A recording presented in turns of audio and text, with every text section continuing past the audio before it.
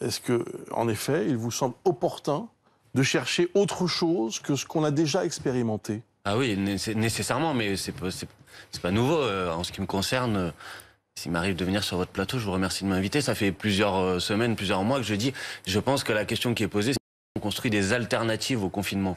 Et on avait proposé des propositions qu'on avait mises sur la table pour essayer de vivre avec le virus, de vivre quasi normalement, je dis pas totalement normalement avec le virus. On avait proposé par exemple un renforcement des dispositifs d'isolement. On avait proposé par exemple d'essayer d'organiser la société plus par rotation et par roulement plutôt que de comprimer les horaires d'activité qui se traduisent ensuite par le fait que les gens sont tassés dans les transports en commun, dans les commerces, etc. Donc inventer un nouveau modèle, c'est bien. Le problème, c'est que le président de la République, il avait quand même quelques semaines et quelques mois pour y réfléchir. On a l'impression que la réflexion commence ce matin et que c'est ce soir à 18h qu'on va nous annoncer comment la lumière, la couleur de la lumière, des réflexions du cerveau très intelligent du président de la République. Excusez-moi, on est en démocratie. Les variants ont compliqué la situation, Bien vous sûr, le savez bien.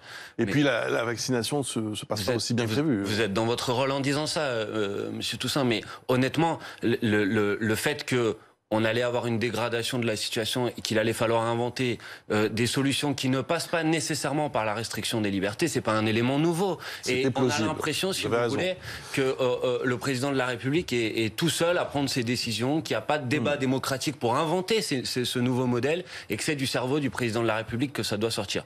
Donc voilà, moi je regrette encore une fois le manque d'anticipation et le sentiment que c'est uniquement quand on est au pied du mur qu'on commence à réfléchir à des solutions alternatives. D'abord, oui, on l'espère, je pense, on l'espère tous que le bout du tunnel est pas très très loin. Néanmoins, je veux pas être l'oiseau de mauvais augure, mais on peut pas en être certain. Vous disiez vous-même dans votre question tout à l'heure, il y a des variants. Est-ce qu'il peut y avoir des variants qui sont résistants au vaccin ou pas? Bon, tout ça, il y a quand même encore des éléments d'incertitude. Et puis, il y a quand même une campagne vaccinale, mais qui avance au rythme d'escargot quand même. Alors que on a des objectifs qui ont été fixés. Je souhaite qu'on puisse les tenir, mais honnêtement, j'ai aucune garantie et certitude aujourd'hui. Donc, à mon avis, la question, c'est pas il y a que 2 mois à tenir et puis après tout va aller bien. Et la question c'est comment durablement, c'est pas une bonne nouvelle, mais à mon avis c'est comme ça qu'il faut prendre le problème, comment durablement on est en capacité de faire vivre nos sociétés avec cette menace du virus. Honnêtement, le confinement, je pense que, vous l'avez dit tout à l'heure, si en dernier ressort il y a que ça, on n'aura pas le choix, mais je rappelle quand même, c'est une méthode du XVIIe ou du XVIe siècle, le confinement. On est au XXIe siècle, on a des capacités technologiques pour essayer de vivre autrement, pour organiser nos sociétés autrement.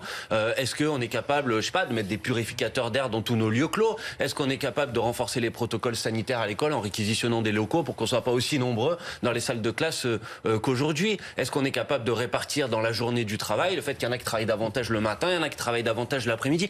Je sais pas, on peut avoir un petit peu d'inventivité et de réflexion pour tout simplement organiser la société pour faire en sorte qu'on vive avec un virus qui va être encore là pendant plusieurs mois, peut-être pas celui-là, peut-être son variant.